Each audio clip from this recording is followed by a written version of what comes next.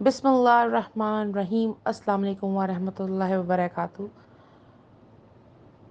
कुर्बानी किस पे वाजिब है? सवाल। जिस शख्स पर ज़कात कर्ज ना हो, यानी आप ज़कात पे कर रहे हो और बहैसियत राइट, और आपका ऊपर एक कर्ज का बोझ नहीं होना चाहिए। ये जिनके पास 52.5 तोले चांदी या इनकी मालियत की कोई भी चीज़ है, तजारत हो या कोई भी सामान पड़ा हो, उस पर कुर्बानी और सदका फतराना फितर यानी सब कुछ वाजिब हो जाता है। बहुत से लोग समझते हैं कि जिस पर ज़कात फ़र्ज़ नहीं उस पर कुर्बानी भी वाजिब नहीं। ये बात सही नहीं है। यूँ कहना तो दुरुस्त नहीं है।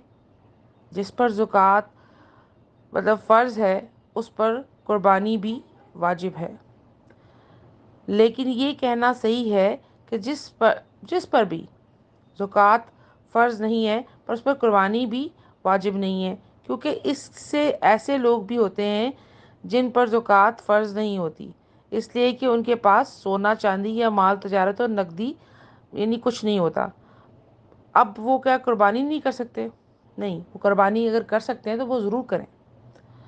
अब कुर्बानी जो है वो औरत भी दे सकती है, ठीक है? ज़रूरी नहीं वो मर्द ने देनी, औरत भी दे सकती है, ठीक है?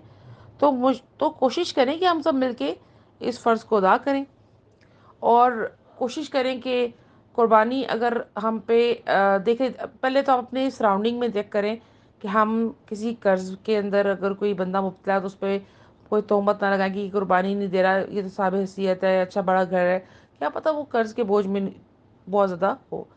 तो एक दूसरी बात ये कि हो सकता है कि उस पर सब कुछ हो लेकिन उसके पास इस्तात ना हो कि वो कुर्बानी ख़रीद सके। सो हम सब इसका फ़र्ज़ ये है कि जो कुर्बानी कर रहा है वो दूसरे बंदे के साथ भी मिल बाँटे। कुर्बानी का मतलब ही ये है कि एक दूसरे के साथ बाँट के खाएं और दूसरों को भी खिलाएं। इसीलिए तो कुर्बानी के हिस्सों में भी अल्लाह तबारक व तआला ने एक बाँट रख दी है। तो अल्लाह तबारक व तआला सबको कुर्बानी करने और कुर्बानी का पूरे हक़ अदा करने की तौफ़ीक़ अता फ़रमाए। आमीन अल्लाहुम्मा आमीन।